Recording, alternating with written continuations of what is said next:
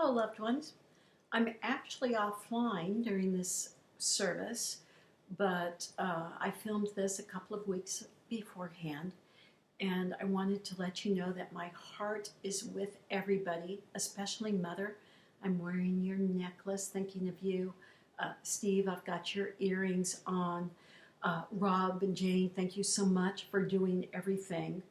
I really enjoyed seeing all my nephews and nieces back in September.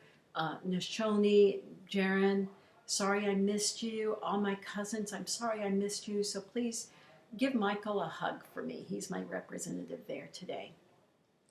It's fitting that I'm offline today because I was offline the day that Daddy died.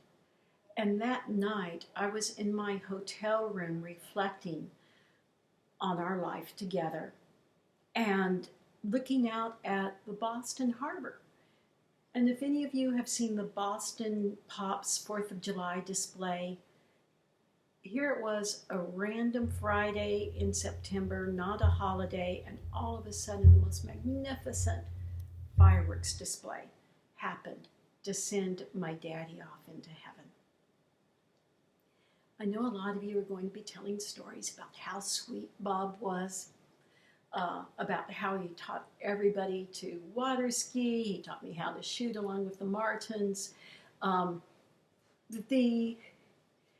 just want to remind you that I was his favorite daughter.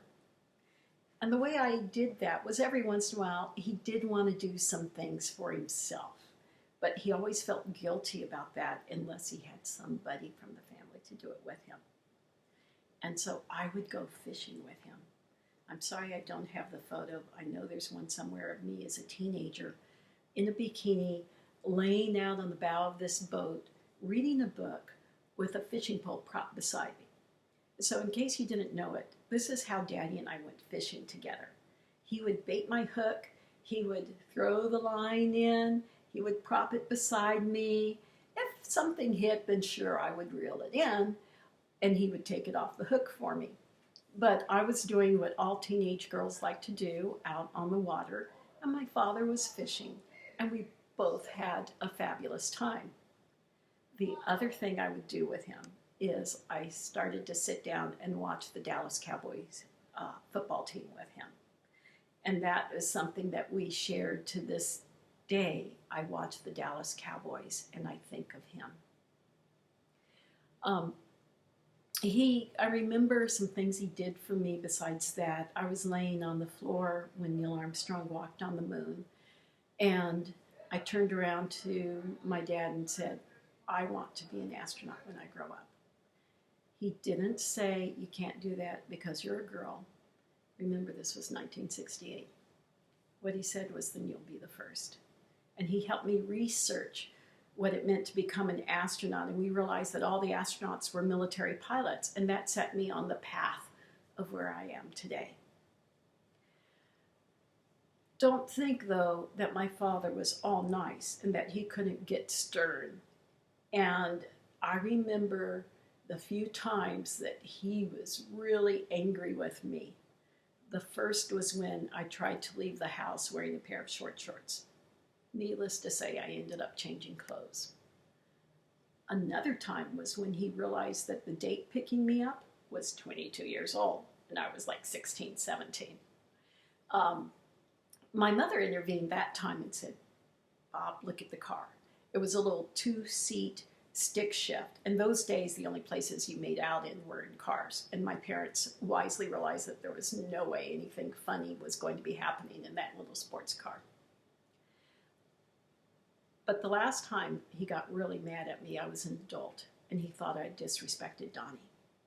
So, Mother, I apologize. I still quiver when I think about how mad Daddy was at me for that. And so even when you and I sometimes get mad at each other today, I try to never disrespect you because I feel Daddy looking over me, making sure that I don't do that. Now, Bob says, after all of his experiences in the prisoner of war camp, that he was an agnostic. Yet, as these stories show, he was the one who loved me unconditionally. Doesn't mean that he wasn't stern with me, but he modeled the image of God as a loving Father. And that's what helped me become a Christian. And I cannot imagine God not letting such a strong image of his love into heaven. The last time I visited with Daddy, we were all there in September, and Daddy recognized me, and then he said, "Anne, do you know why we're here?" And I said, "Yes." And he said, "Good." And then he proceeded to tell me about the mission we were going to fly to go rescue the animals from the jungle. And I cannot wait for when I see Daddy in heaven again and we can go fly that mission and rescue those animals.